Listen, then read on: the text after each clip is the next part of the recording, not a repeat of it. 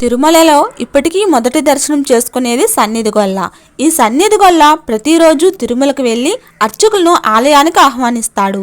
కుంచుకోల వాయిస్తూ అర్చకులు సుప్రభాతాన్ని పఠిస్తూ ఆలయాన్ని తెరిచిన తర్వాత తెల్లవారుజామున 3:30 నుండి 3:45 వరకు ఆలయ శుద్ధి జరుగుతుంది. ఇందులో భాగంగా గత రాత్రి శ్రీవారికి చేసిన అలంకారాలను, పూలమాలను తీసి అక్కడే ఉన్న పూలబావిలో పడేస్తారు. ఆ తర్వాత అర్చకులు పాలు, చందనం, పసుపు నీటితో మూలమూర్తిని అభిషేకించి పచ్చకర్పూరాన్ని శ్రీవారి గడ్డంపై అలంకరిస్తారు. అంతకుముందు అర్చకులు లోనకు వెళ్ళిన వెంటనే పవలించి ఉన్న భోగ శ్రీనివాసుడిని గర్భగుడిలోకి తీసుకువస్తారు.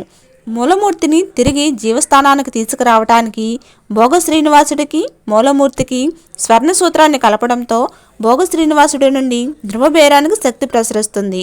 బంగారు వాకిలి బయట సుప్రభాత పఠనం జరుగుతూ ఉండగా పచ్చి ఆవు పాలను మొదటగా నైవేద్యం సమర్పిస్తారు.